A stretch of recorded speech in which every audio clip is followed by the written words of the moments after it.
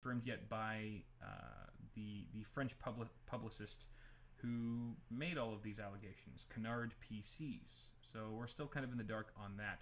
But if that is the case, if this is all true, then the article goes on to say, and I agree, there isn't much to entice gamers here. Why would you go for an X299 platform that probably costs a bit more than Z270, and you might be populating it with more DDR4 and things like that, spending more money on it for no more cores than you would on the mainstream platform. Plus no extra PCIe lanes, and still these CPUs, according to the spec sheet here, are going to be supporting dual channel memory, not quad channel. So what is the point? I don't. Where are you getting X299 from? That's my question. Oh, did I say X299? Sorry. Yeah, you said KB Lake. I meant KB Lake X. KB Lake X, which would be X299. KB Lake X and Skylake X are rumored to be two different lines of CPUs coming out for X299. I mean, I was just saying which it's would be speculatively. the replacement for Intel's Enthusiast platform. But I mean, assuming this is correct, if the naming schemes are at all in line with what Intel does, these would be, pardon me, these would be Z270 based chips. These would be LGA 1151. Yeah, 1151. Because 7700 would be updated to 7740K, and this is just the slightest bump in clock speeds, about 100 megahertz on both the base and the boost clock. Same cache, which would indicate it's not a new design or anything like that. No. Higher TDP, which is just increased to increase the cooling requirements for whatever, because for validation of something like an increased 100 megahertz clock speed, you have to go kind of overkill from Intel's side. So increasing the TDP is the way to deal with that, because obviously they couldn't ship 7700Ks at 4.6 gigahertz at the current TDP of 91 watts, otherwise they would have done that. Things would blow up. A 7640K with hyperthreading seems very strange to me, because if it's really a quad core with hyperthreading, then that would just completely overtake a 7700K. Right. Like, right? Especially with the increased clock speed. So I don't know. That's it's blurring the lines between their i5 and i7. That's line. interesting. Also, let me point out that anytime Intel, I mean, as long as they've been going with these 4-digit naming schemes like 7600K, 7700K, I'm okay with the 7600K, 7700K, 2500K, 2600K, 2700K. Whenever they start adding these digits in here, the tens digits, it irritates the crap out of me. It gets so confusing. Now we got a 7740K. Look at the 7800K. That 7900. And also while I'm bitching for a minute here, is AMD really calling these the R7, R5, and R3? That's stupid. It's just way too That's similar. really stupid. Yeah, It's not way too only similar is it very similar to Intel i3, i5, i7, It does make it easy though. which yeah, I mean, if they're trying to line it up as competitive, then to some degree yes, but like call it like an R4 for 4-core, or an R8 for 8, and an R12. I don't know. Base it on something that makes a little bit more sense. All right, Right. That's all I'm trying to say. Okay. Yeah. But Intel, these Marketing definitely thing. seem like if this is true, there's definitely like stop gaps. It's something in between now and what they release later with either Cannon Lake or with the hopefully X299. Yeah. That's more competitive, but It definitely seems more like an afterthought than like their initial plan. And if- right? and if Doesn't seem Ryzen like is- these chips were yeah. in the initial blueprints. They're if- just trying to find something to release before their next big product release cycle. Yeah. And if Ryzen is really pushing Intel to do this, then I'd say that says a lot of good things about Ryzen. Yeah. Anyway. I wonder if like anyone at Intel like has a copy, or not a copy, but has like a sample of a Ryzen chip. You know, maybe they're like a Russian spy equivalent. You know, working at Intel, and they like tested it, like, oh fuck, But we don't. we gotta release some shit like in the next month, because this shit's gonna totally steal a show. And fuck, I sound like Rick. Anyway, sorry. I digress. We wouldn't go so far as to suggest industrial espionage. No, of course not. But yeah. There's no funny business in the tech industry, of course. So I think that's your last story, right? That's my last story. So let's do some quick Johnson we'll do shoutouts. some more Rise and Watch in the weeks to come. We need some Johnson shoutouts. March and 2nd. March some 2nd. quick read offs When our titles come out. Of Johnson. Oh Pardon me. boy, oh boy. Oh goodness, there's quite a few. Oh my goodness. Okay. You guys are monsters. Tyler G. Shit. Tyler G. from Alaska.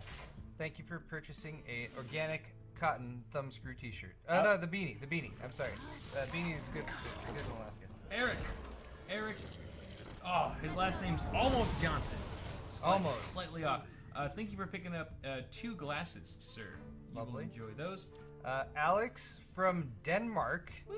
Good lord, all the way over there. Thanks for grabbing that heavy metal gray T-shirt, thumbscrew logo. Shout out to Dennis from London. No, Waynesboro, Virginia. He lives on London Bridge. No. Okay. Thank you for picking up a mug and a glass. Oh no, heavy metal shirt as well. Read out the full address. The BIOS Flasher shirt. Brian S. 35. Brian S. Thank you for grabbing the thumbscrew men's black T-shirt. From wait, what's AR? Is that Arkansas? Yeah, it's Arkansas, right? Everybody, is that AK? No, AK is Alaska. Arkansas. Arkansas. Alex Johnson to you, brother. Picking up a gray logo Triblend shirt. Thank you, sir. Also from Denmark. That means Alex gets a double Johnson. Denmark. Thank you, Alex. Double Johnson. Alex, you will also get a refund on some of your shipping costs, and I imagine since it's shipping to Denmark, that will be perhaps a little bit more than the typical shipping refund. So Woo! you can look forward to that. And big shout out to Tyler. Tyler for picking up a Stay Positive Tri-Blend shirt. Thanks, Thank you, Tyler. sir. From Anchorage. AK. Also AK. That's Alaska. That might be a double Johnson. But Oh yeah, I think you might be right. Is that what I said before? Double Johnson. Just double Johnson. No, that's just Sean. That's I'm Sean. looking at a different one. I did back and forward. Okay. Sorry. Johnson to you, Sean from California, San Jose. Thanks for grabbing that thumbscrew T-shirt for Triblend, the nice and soft Triblend. Shout out Wonderful. to Justin D from Orlando, Florida, picking up a CPU cooler shirt. Thank Lovely. you very much. A big Johnson to John G from wait, what's NS? Oh, it's Canada. That's why I was like, well, there's no NS. That's not a state. This is in Canada, which means wait, what's NS? You don't live in a real place. What's NS in Canada? News. No, I know. I should know this. Canadian provinces, not my forte. NS. If it's not Quebec or Canada. Nova Scotia, of course, Scotia. Nova Scotia. No, all right. Of course, Nova Scotia. Right before the got chat the, got got it. the pub glass and Thank the you, zero chat. insertion Nice force. to on you. Sure. We've also got one from Shauna. Hey, Shauna. What's happening, girl? Unless you're a guy, then what's up? From Burbank, California. Local, hey! BIOS Flasher shirt, as well as a Big Witch Gray logo Tri-Blend t-shirt. Thank you very much. Appreciate that. And then we got, you got one now? Sean D. Double Johnson! Sean! Right? Wait, You call yeah, that Double Sean. Johnson for Sean! Hey, Woo! Sean. San Jose! From San Jose. From picking up a Bitwit logo shirt. Thank you. And then Sean. I have one last Johnson Me for Ryan. Ryan from Canada. From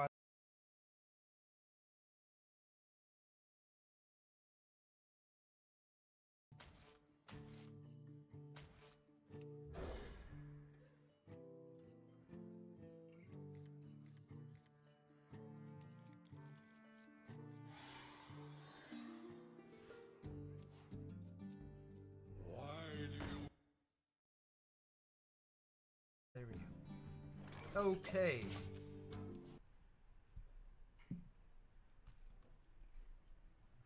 Hi everyone.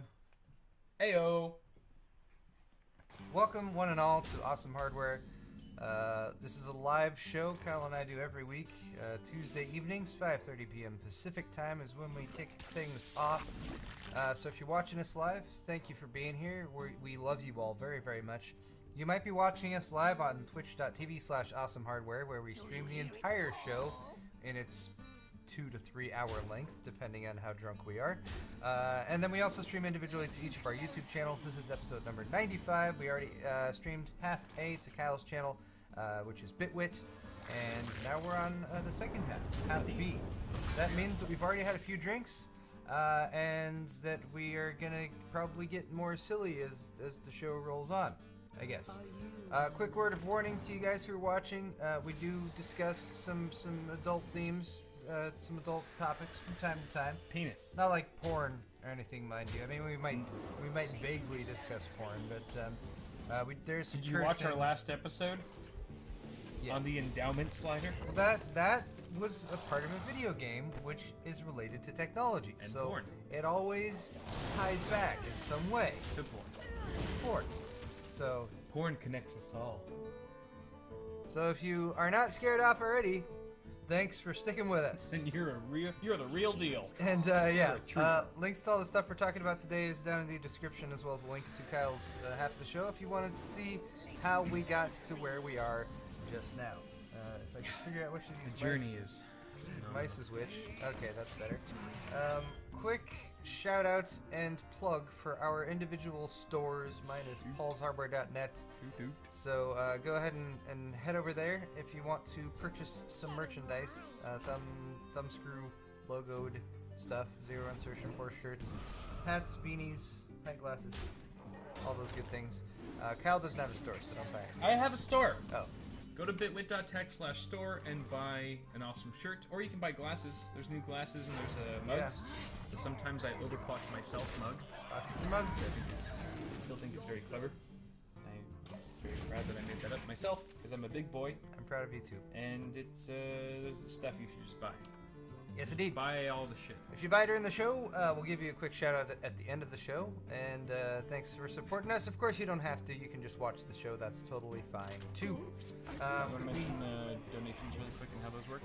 Oh, yeah. We are also accepting donations. We accepted a bunch on Kyle's half of the show from just a bunch of suckers who thought we were going to call their names out. Got him! At the end, we're just like, thanks for the money, assholes. But no. Can we just clip that out of context? Just what you just said right there. What Paul's Hardware thinks of his fans. What I really think of the fans. Front page of Reddit. We do have those all listed. Our wonderful, wonderful moderator, Cell Processing, has been collecting those, and we're going to reference them at the end of the show. So thanks to him for doing that, and thanks to Cell for being here and moderating too, as well as I think Spider's here. Spider's in there. Thanks, y'all. And then, one other big announcement just for you guys who do watch the show regularly. We're not going to be doing a show next week. 1 week from today is February 14th. It's Valentine's Day, and we have a date. Kyle and I are going to be... But not with each other. Right. Not with each other. Yes. Right there. Yes. I know. Shit, I didn't know she came home. You didn't hear the dogs barking? I thought there was okay. the bill. Man, the last time. Oh, well. It'll be more subtle next time. Anyway. Okay, let's get right into the news. The continuation of the news. Technology news, theoretically, possibly, maybe. What I should do is have these notes ready so I can read them and not have to think. That's why I make notes. Minimal thought. No, I do think about things from time to time. Alright. First bit of news is about Vizio. Vizio makes TVs and displays and that kind of thing. They've been doing it for quite some time. They sell majorly at places like Costco. Costco sells them. Other places too.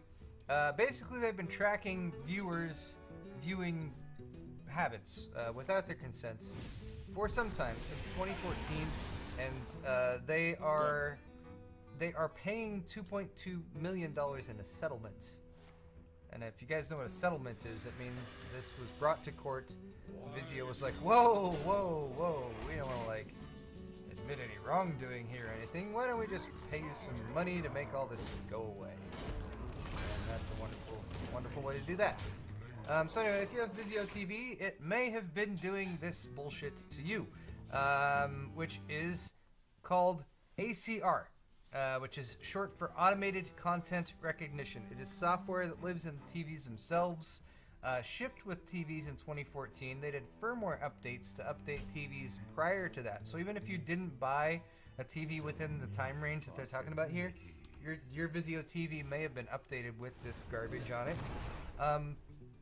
It would actually monitor parts of the screen, capture second-by-second information about the video that was being displayed, collect other personal information about you, and transmit it, along with viewing data, to servers that were controlled by Vizio. Vizio would then take that data and sell it. That's course. So fucked. They would sell it to unnamed third parties for the purposes of audience measurement, analysis, and tracking. Wow. Which... That's like the number one thing. Which a lot of people, like, just to be fair here, a lot of people have their stuff that they do tracked all the time. If you have an Android phone, your stuff gets tracked all the time. I think With consent. one of the major issues here is that whether or not you at least had some inkling of an idea that kind of stuff was going to be happening. And in this case, it did not. There was some very vague language buried in their like terms and conditions and stuff like that, and even that wasn't anywhere near being full disclosure of what they were actually doing. This started back in February 2014. Again, both new TVs as well as devices that were able to be updated remotely with firmware updates could have this ACR software installed.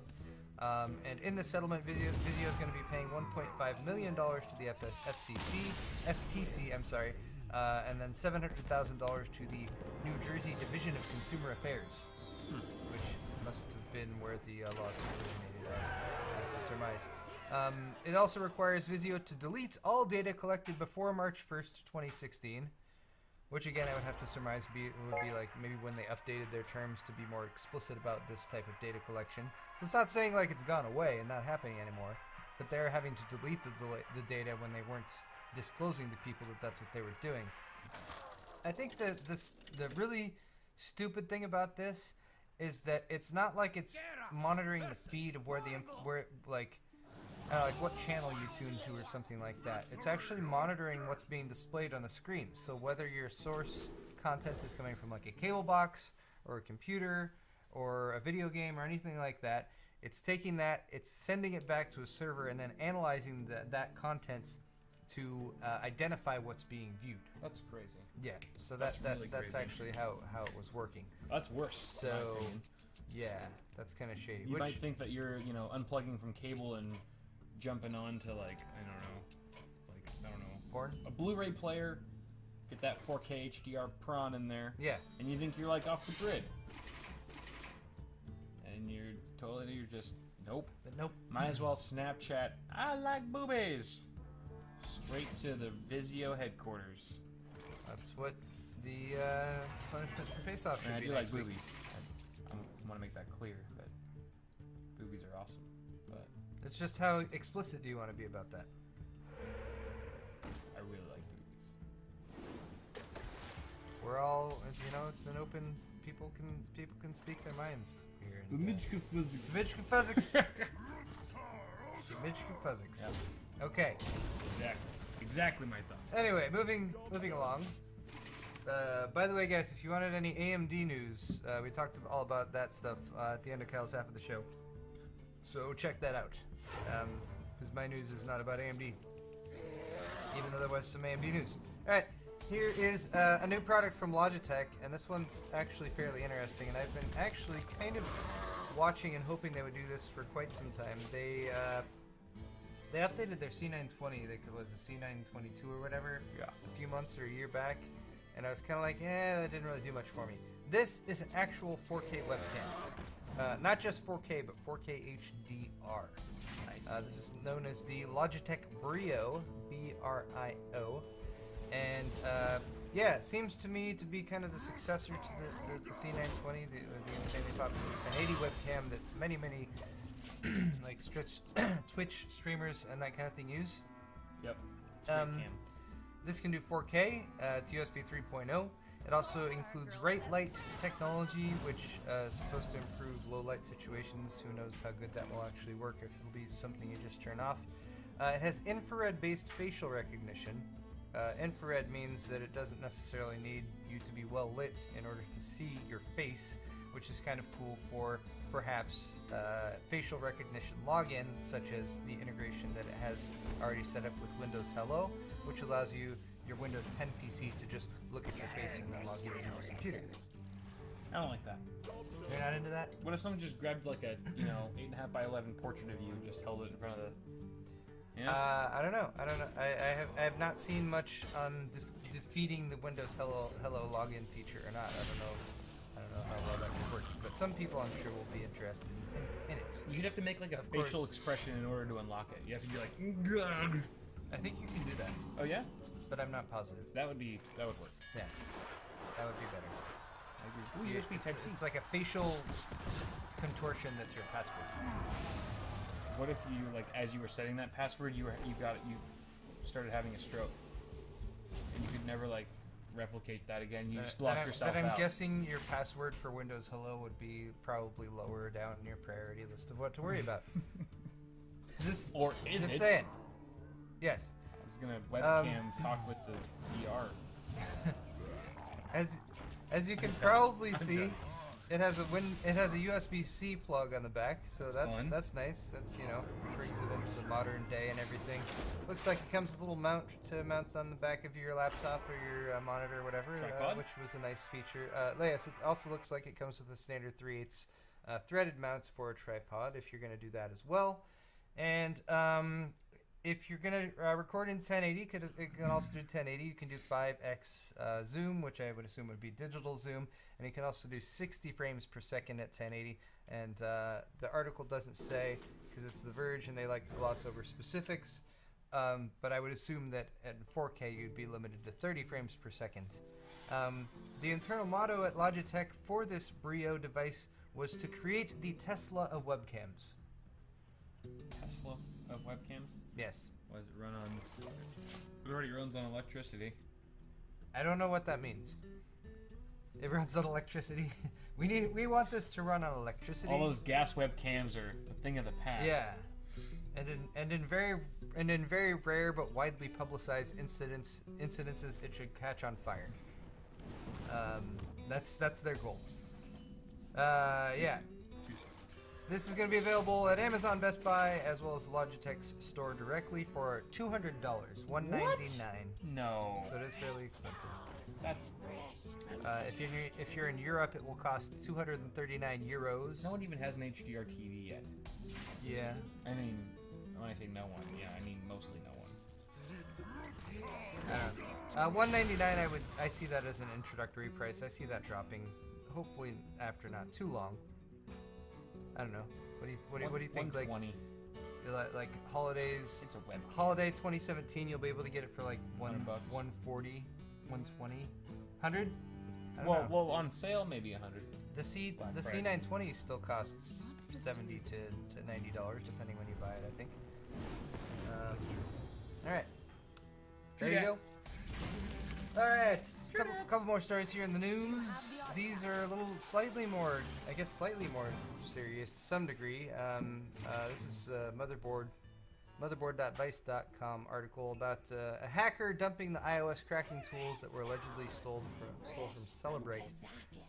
If you guys aren't familiar with Celebrate, you might remember the bit of a dispute between the FBI and Apple last year. Yes. When the FBI was trying to get into Saeed Farouk's phone. He was one of the terrible people who, or I guess the main guy who was a terrorist in the San Bernardino mass shooting. And Apple, to their credit, said no, we won't do that because you're talking about Creating a backdoor. yeah, creating a backdoor and a much wider precedent than simply cracking into one phone, because those types of things typically aren't limited to just one device. We create it for one, but then it's probably not going to be just used for that. The FBI went to Celebrate, and that's where you might have heard of them before, and they went ahead and cracked the phone, and the FBI still got into it and got whatever data was in there. So however you might feel about that particular situation, they used a workaround. However, the tools that Celebrate used have now been dumped online by an anonymous hacker, at least as far as I can tell from the story. He hasn't been named in any Who specific Celebrate, way. or what do they do? So Celebrite is the company that the FBI went to who cracked Saeed Farouk's phone. They actually have a data or a software solution. It's their flagship product, which is called the Universal Forensic Extraction Device, the UFED, which typically comes as a small laptop-sized device and can pull SMS messages, emails, and more from thousands of different mobile phone models. But whoever's investigating does need to have physical access to the phone themselves to analyze it. The hacker, back in January, actually stole 900 gigs of data from the mobile phone forensics company Celebrate. So they had already apparently gotten through in some sort of breach. And some of that information that was published suggested that Celebrate had sold their phone cracking technology to oppressive regimes such as those in Turkey, the UAE, as well as Russia. But now the hacker who is responsible has publicly released a cache of files allegedly stolen from Celebrate related to not just the iOS cracking tool, but also Android and BlackBerry devices, Oh, lovely. as well as older iPhones. So, No one is safe. We're all screwed. yeah. Basically. All this to say, and the hacker Become specifically also said, this is meant to demonstrate that when organizations make hacking tools, those techniques will eventually find their way to the public. True. Which is something story. that I think we have talked about before as well, and the warning, and exactly the reason why Apple didn't want to create this for the FBI in the first place. But just to know that what people thought would happen has happened. Yeah. And again, guys, all these articles we're talking about are linked in the description, and this article goes into much more detail than what we're talking about right here.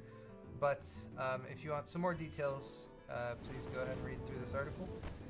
Motherboard. People at Motherboard seem to have some contacts because they have these regular like shady stories about like, well, there's this guy and he gave us this information. We can't tell you exactly what's going on, but yeah. All right, one last story in news here, and let me preface this one by saying we typically don't discuss what I would say is politics on the show, but Triggered. There are times when politics cross with technology, and in those times, we're going to talk about it, just as we did before the current executive. What do I want to say? The current executive branch took control.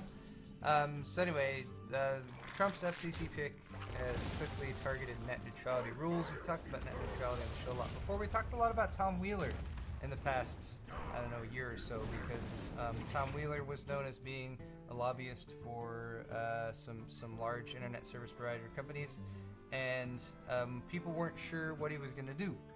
But in the end, we decided we liked Tom Wheeler because he seemed to make decisions that were in the best interests of people who use the internet. He did seem like one of us. Yes. So Got his head up his ass. in 2015, they established some net neutrality rules that basically they put internet service providers in with I can't even remember this. Scheduled to no, that's not the right word. They classified them as utilities. That's Oh, yeah. I can say that. Classified them as utilities because when, say, water or electricity is being delivered to you, it's not classified in any certain way. You can't get better or worse water or anything like that. The same can be said of data. If data is coming to you, it should all be classified the same. And there shouldn't be any throttling of one data over the other type of data. But Ajit Pai... Is that Drake? It's not Drake, it's Ajit Pai. He's the new chairman of the FCC. That's Drake. Disagrees. He strongly disagrees, and I strongly disagree with him. So he's actually been doing a lot of stuff in the past couple weeks. Just in the first days since he was picked to lead the FCC, he's done some kind of stuff that I strongly disagree with. He looks like an Apple user. He's aggressively moved to roll back consumer protection regulations. He is also a former lawyer for Verizon, so much in the same way we sort of distrusted some of Tom Wheeler's roots when he was moving in. We're distrusting Ajit as well, but he seems to be acting in a much more negative way than his predecessor. He is known for being a stickler on conservative interpretations of telecommunications law and the limits of the FCC's authority, so limiting the organization that he's in charge of. So far, he's stopped 9 companies from providing discounted high-speed internet access to low-income individuals. That's 9 of a much larger group, but I would encourage you guys to read the story if you want a little bit more detail on that. He withdrew an effort to keep prison phone rates down, which just seems kind of like a dick move. And he scrapped a proposal to break open the cable box market, which was something that we were kind of excited about. Again, also that we discussed in the past few months. Cable box situation is kind of crappy, and the cable card situation is kind of crappy, and they were talking about working on a software solution for that might open up the possibility for people building home theater PCs to be able to get over-the-air not over-the-air broadcasts, but cable-delivered broadcasts without having such a tight stranglehold on the hardware that you actually need to have. So you wouldn't need like a cable card provided by your internet service provider that they charge you $5 a month for, even though they shouldn't even be able to do that. Yeah. Not that that's what happens to me or anything. Anyway, so that's been scrapped. The biggest target, of course, will be net neutrality, a rule that was created in 2015. That's the Tom Wheeler one that we're talking about, that prevents internet service providers from blocking or discriminating against internet traffic. He closed. This is his I think, most public step recently. He's closed an investigation into zero rating practices of the wireless providers T-Mobile, AT&T, and Verizon. Zero rating is something that we've also discussed as sort of a net neutrality type of thing, but sort of slightly more disguised. You don't immediately see it as not net neutrality, but what you're talking about is a pay-to-pay situation, or where certain data is being treated differently than others. T-Mobile was doing it in such a way that was being let slide by the FCC because they weren't charging the providers of the content for the content that they were zero rating. But AT&T and Verizon were not doing that, and they weren't able to do it. But now the FCC is like, oh, we're not even going to look at it. Just go ahead and keep doing that. Mr. Pai said he did that specifically because zero rating practices were popular among consumers, particularly low-income households. And I can understand that getting free data for certain things that you watch might be appealing, especially if you're on a budget. However, again, it opens the door for a much broader scope of abuse when it comes to how the data is treated and how it gets to you, and whether or not the providers of that data are being charged additional money or not. We were very much in tune with and happy with the treating the internet as a utility solution, and now it seems to be going the other way. And when that happens, I'm going to talk about it and complain, because I think that's bullshit. Yeah, that fucking sucks. Yeah. He's already said he disagreed with the move two years ago to declare broadband a utility. And in my opinion, the FCC is supposed to protect consumers and not work on the behalf of the internet service providers, who, by the way, are very encouraged by all of this. The ISP is like, oh yeah, this sounds great. Of course. We're going to be able to make more money now. Anytime the ISPs are happy, it's bad news for all of us. Yeah. So yeah, all that stuff that Tom Wheeler did that we were happy about seems like it's being tossed out the window and being reversed for the worse. You can contact the FCC if you want to complain, but who knows? All of those things that they did, like, oh, we're going to open this up so the public can comment on it for a while. None of that's happened either, by the way, which did happen for quite a bit of time when they were talking about the net neutrality rules in the first place, and a lot of people talked about it. And I think that influenced their decision. But who knows if if Ajit is even interested in hearing what people have to say, or if he's just going to do what he wants. Because he used to be a lawyer for Verizon. Ajit, more like... Yeah. Ajit. Okay. Enough ranting and enough serious talk. That's all of the serious talk I have for today's show. The rest of the show is going to be about how robots are taking over society and going to take your jobs. Oh, this sounds actually way funner than what you were talking about with Ajit. Kind of does, to some degree. Like, oh, thank God, some good news, or some, like, less horrible news. Robots are gonna kill the human race. Oh, thank God, it's not Ajit. I Can they, as long as the robots kill Ajit and Trump first, or quite frankly, not even for their political standpoints, but just whoever stands in the way of net neutrality. Kyle's obviously drunk, and anything he's suggesting right now should not be taken seriously at all. Say this shit on your half of the show. What are you talking about? suggesting. I am suggesting You're advocating. Let's not put this on good sword things. fight. Let's put this on sword fight. I'm No. sure everyone would agree with me. Sir, we're gonna talk about tech This of is the day after clearly tomorrow. this is clearly where we're like this is the hive mind. All right. No one wants to see a It's G. not the point in time in the show. You're gonna click a YouTube video on something you really want to watch. It's gonna be like like a Gamers Nexus video, and you know what it's gonna be? You're gonna get Rick rolled, but it's not gonna be Rick. It's gonna be a Jeep, and he's just gonna be like dancing around your face, like What? yeah. Why would that even? It's gonna happen, and you're gonna be like, why didn't the robots kill him sooner? I'm trying to move on from the depressing information of how the FCC doesn't give a fuck about us anymore. All right. Okay. Sometimes The people know. People know what's going on. grieving is part of the process. I know, but at a certain time we must inject a bit of levity if we can as All right. well. So All right. let's talk about robots taking over the world. If you want to be a downer and get on to the good news, fine. This is Tech of the Day After Tomorrow Robot Edition. Let's start off with some. This is a ZMEScience.com article. A Chinese factory replaced 90% of their human workers with robots. The result was that production rose by 250%, defects dropped by 80%. Look at that. These robots here. Ooh. This is completely unrelated image, by the way. Image is not from said factory. It's just an image that's like, oh, those look like they might be robots. Attention grabber. But hey, it's visual, right? Clickbait. The factory in question is located in Dongguan, China. The company is the Changying Precision Technology Company, and they focus on the production of mobile phones as well as automated production lines, which makes a lot of sense. Nothing else in this article but text and this unrelated photo, so you guys get to watch our faces. That's fun. This factory used to be run by 650 employees, but now only 60 people and robots run it. The whole thing. In fact, they say that the number of required employees will be reduced even further down to 20 at some point in the future, and that despite this reduction in actual human people staff, the factory is producing more equipment, a 250% increase, as well as ensuring better quality in that 80% drop in defect rates. There's other companies that are also strongly considering or already starting to enable this type of robotic technology. Adidas is one that the article points out. They've already announced a shift towards robot-only factories, so your shoes will be made by robots. And then, according to a report created by Dr. Carl Benedict Frey and Associate Professor Michael Osborne from the University of Oxford, there's over a 90% chance that robots will take over the jobs of...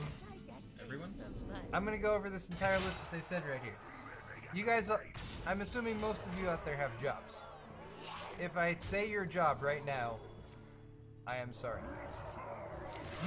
YouTubers. No, they didn't. It doesn't start with YouTubers. Eventually they'll add that to the list. All right, so over 90% chance that robots will take over the jobs of masons, budget analysts, tax examiners and collectors, butchers and meat cutters, retail salespersons, geological and petroleum technicians, hand sewers. What is a hand sewer? Hand sewer. It's a hand sewer. Hand sewer. Yes. Not a hand sewer. That's terrible.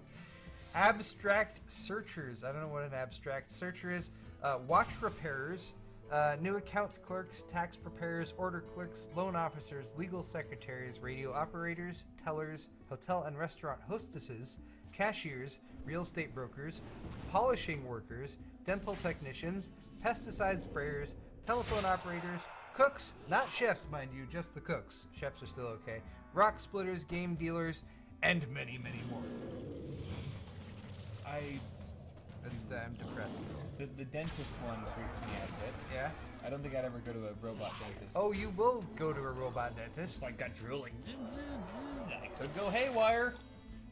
I haven't been patched in weeks. Give it some time. If you were told that the robot dentist is 250% more efficient and has 80% less defects. Nope. No? Wouldn't matter? My brain, my emotional brain just totally overrides the logical side. Like, nope, I'd still trust like the dentist that I've been going to for years over a robot. Just Yeah. because for completely illogical reasons. But it's just I can't wrap my mind around Rather go with the inefficient a robot killing you. squishy flesh bag then, huh? That is some Black Mirror shit right there. In slightly more positive news, at least the robots will also be taking over investors' jobs on Wall Street. Because if anyone at least deserves to have their job taken by a robot that can probably do it better, you know, Wall Street brokers, I think, are probably pretty high up on the list.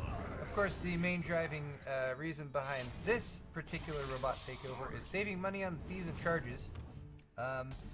And according to the article, at least one of the sources that they talked about, only 1 in 3 investors say these machines are superior at picking stocks and lessen their risk. That's 1 in 3, so that's like 33%.